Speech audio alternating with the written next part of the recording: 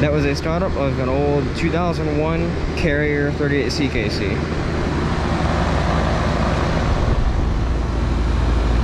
Is a 2.5 ton. That is getting cold. That is getting hot.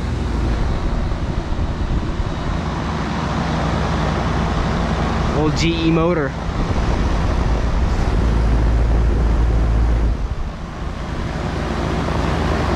There's a crystal compressor.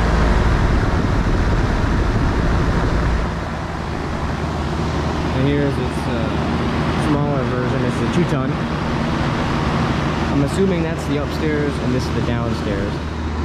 But yeah, that'll be it. Hope you guys enjoyed, and I'll see you guys in the next one.